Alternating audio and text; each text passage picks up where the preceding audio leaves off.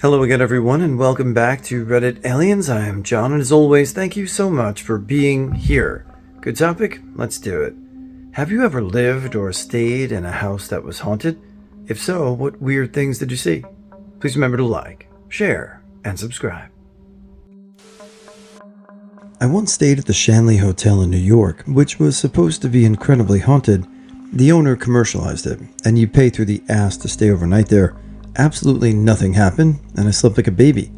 However, while visiting Gettysburg, Pennsylvania one year as a kid, my friends and I started talking to a private property owner who owned a barn that had been a field hospital. Since it was privately owned, it wasn't part of the park, and no tourists had access to it. The owner invited my friends and I to sleep in said barn. I spent most of the night awake, unable to sleep because I could not shake the feeling that something was watching me from one of the corners of the barn. There was also a cat that refused to leave us alone. It just kept walking around and on us as we tried to sleep, like it was trying to keep us awake for some reason. Nothing overtly supernatural happened, but knowing that I was spending the night in a former field hospital, which was one of the most horrific things that one could experience during the Civil War, it was probably the single most creepy experience of my life. Growing up, I recall seeing weird things in my basement. My sisters and I imagined it was haunted, but I think I was the only one who really believed it. Turns out my house isn't haunted. I experienced psychosis. Oops. Alright, so I've had a few drinks tonight, so I guess I can talk about this without having to worry about being judged. Growing up, I lived in a few strange houses, some of which I can write off as CO2 or whatever, but there are a few I just can't shrug off. The first one that comes to mind is once we lived in this old house in Dunedin, Florida. Strange things would happen that I could just write off as absurd childhood memories, but I'm not so certain about this one. My sister was 3 years old and had her own room. Her bedroom had a hook lock, or whatever it's called, about 6 feet up on the inside of the door. One night, my parents were awakened by my sister crying. They tried getting into her room, but it was locked from the inside. When they were finally able to get it open, every single one of her plushies were piled up against her wall and covering her nightlight.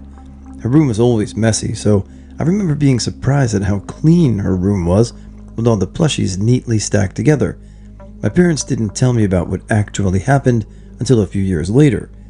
The next instance is what actually started me becoming less skeptical about ghosts or spirits. Back in the earlier days of AOL, I lived in my mother's childhood home. I would spend most evenings chatting with my friends, staying up late, and doing what any typical teen would do during summer breaks. One evening, I was shooting the shit with my friends when I look up and see an old lady standing over me. I thought at that point it was time to go to bed. I tell my friends that I'm tired and logging off. Well, a few months later, I went to my grandfather's viewing. My cousin approached my mom and asked if strange things still happen in the old house. I asked her what he was talking about, and she told me that Grandma, my great-grandmother, is in the house. She then showed me a picture of her in one of the albums laying around for the viewing, and sure enough, it was the lady I saw standing over me. The last one I could probably write off as actual CO2 poisoning, since it was an old house with wooden floors, high ceilings, and the only heat source is fueled by gas, but it's still pretty kooky. While we were moving in, my brother and I unloaded the furniture from the U-Haul after realizing we didn't have a key to the place. I suggested we unload everything, and I'll wait so we didn't have to waste the trip. So while I'm sitting on the porch outside the house while waiting for the next load, I hear someone knock on the front door behind me. I look around and don't see anything. I wrote it off as vibrations from nearby traffic or something similar. We move in and go about life normally. After a while, we collaborate on weird things we've been seeing, like shadows or lights where they shouldn't be.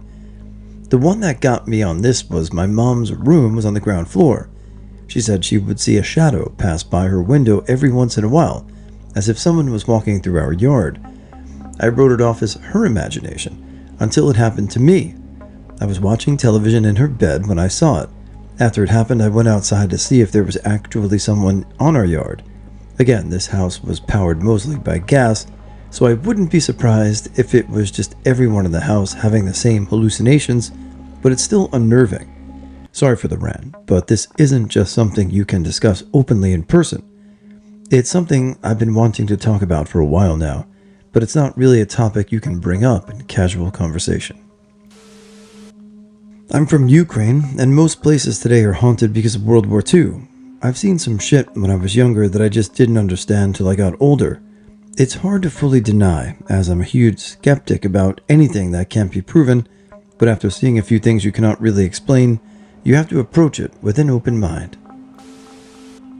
I lived in a haunted house as a young teen, and then another in college. The first was originally our neighbor's house, and they built it so we knew nothing bad happened there. Before they sold the house to us, they had multiple strange happenings, but the biggest was when one night, all the blades flew off of their son's ceiling fan and stuck in the walls and closet door. They all flew off simultaneously. We saw the marks on the walls and door when they repaired them. While we lived there, almost everyone in our family saw at least one of three figures: a shadow man, a woman that peeled around corners, and a little boy would run down the hallway and into the dining room. We often saw the man in the hallway. I saw him crawling into the room once, though it was my dad trying to scare us, but he opened his door across the hall, and there was no one in the hallway. My little brother also used to talk about seeing a man in his bedroom, same one I saw the man crawling into. Another time, my closet door, same room as my former neighbor's son, started opening and closing on its own. Things would move around and get thrown around all over the house. My stepmom and dad saw the woman peeking around corners. My stepmom woke up one night and a little boy standing over her before he ran off down the hallway. It has wood floors, and she didn't hear a single footstep. I would see the little boy out of the corners of my eye. I didn't learn about his experiences until years later. House was checked for CO2, by the way, and there was nothing. My dad, who doesn't believe in ghosts despite all this, said we had to tell the buyers of the house when we moved that it was haunted. In college, I moved in with my now husband and our friend. It was a 3-bedroom house built like a trailer, so you could see our friend's doorway from ours and a little into either room. My husband saw what looked like a person with a mask laying on our roommate's floor. There was no one there, and nothing that could have looked like that. Plus, our roommate always kept his door closed. My husband, our roommate, and other friends saw doppelgangers of me in the house when I wasn't home. You could also see our kitchen window from the road behind our house, and friends often drove down it because it was the road to Walmart. They would tell us they saw someone standing in the window when no one was home. We saw too. One time, we were all sitting on the couch watching TV when our friend finished their glass of water and set it down on the floor. Poor college kids with no coffee table, lol. A few minutes later, he picked it back up to go refill it, but the glass was full of water again. We joked that there must have been a helpful ghost. I would often misplace things, ADHD, and say out loud that it would be nice if I could find the item. A few minutes later, it would be on the kitchen counter. Tested the place for CO2 also. Nothing. My grandma's house is haunted by my grandpa. He passed away long ago, and shortly after, my grandma moved into a different bedroom because he was visiting her at night in the room they once shared. Their old room became the guest room. When he was alive, he used to smoke cigars in the house. Over the years, a lot of people, myself included, would be awakened late at night by the smell of cigar smoke in the room. Nobody has seen anything. There's only the smell of smoke. It isn't a residual odor from when he lived there, because this has been going on for over 40 years. So it isn't what most people think of when you say haunted house, but even though Grandma also passed away over 20 years ago, the haunting continues. The current owner has also experienced the smoke odor late at night. I'm sure it's probably easy to dismiss this as the olfactory, sensory memory is really strong, but yeah, I think this is, it's viable. Could be some residual smoke, but 40 years is a long time. I don't know. What do you guys think? When I was very young, we lived in an older home in my mom's childhood neighborhood. Basically, many of her family members lived there for generations. It was a mill neighborhood back in the day. They employed child labor. My great-grandmother worked in the mill as a child. I had an imaginary friend named Johnny. He was with me all the time, and he was a boy of about 8 or 9 years old, And I went so far as to make sure my mom set a place for him at the table. I actually saw him walking down the street and made my mom stop the car to pick him up more than a few times so he could get in the car. Things like this from a 3 to 4 year old that my parents sort of shrugged off and indulged me with it. I would describe him when he asked, tell them where he was when he asked. I think they thought I just had a wild imagination, or that they were making sure something wasn't mentally wrong with me. We moved shortly thereafter, and he came around for a short while, but I stopped seeing him eventually.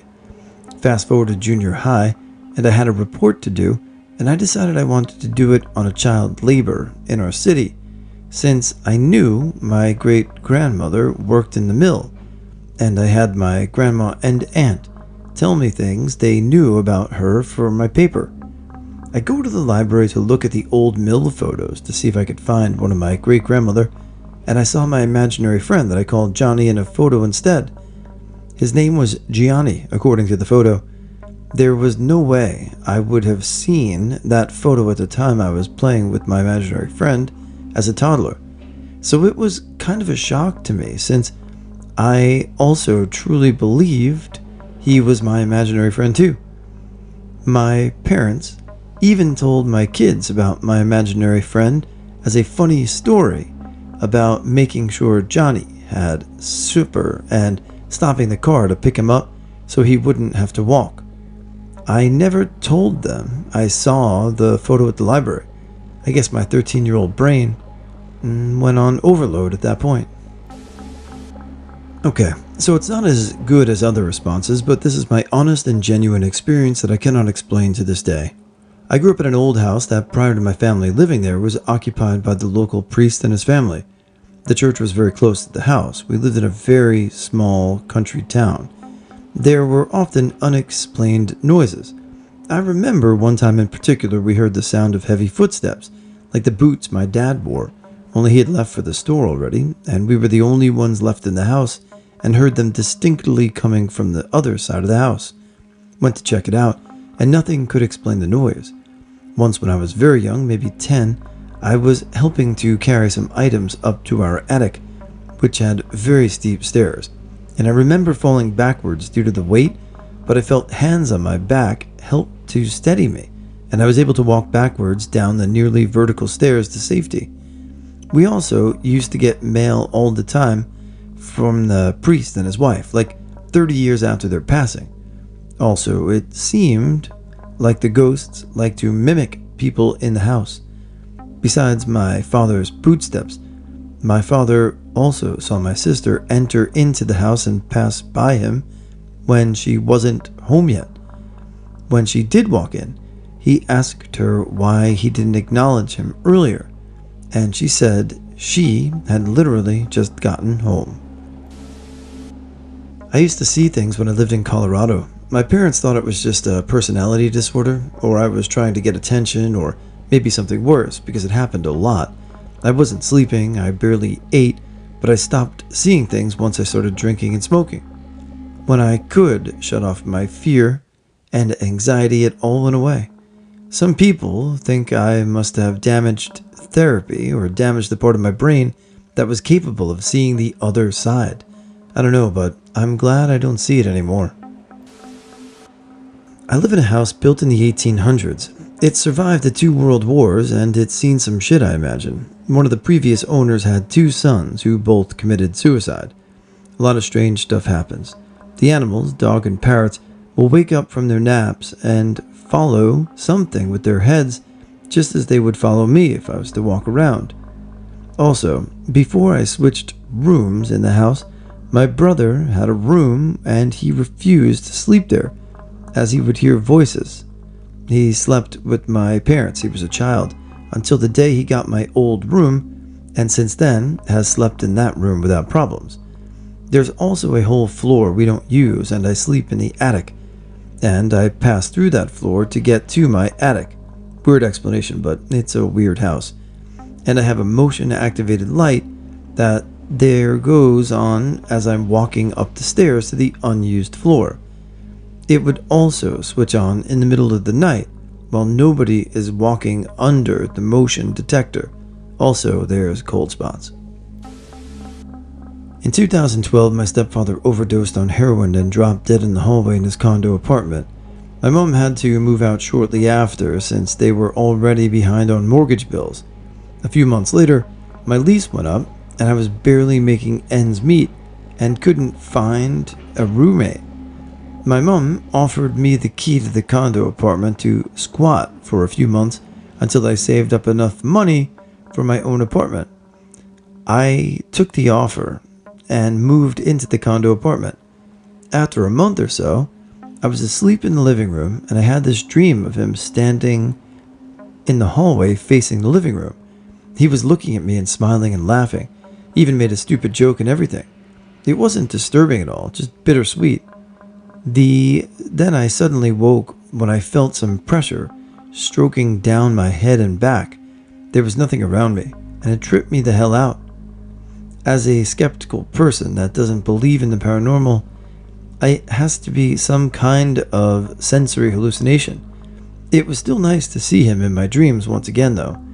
Made me tear up typing this. Rest in peace, Darren.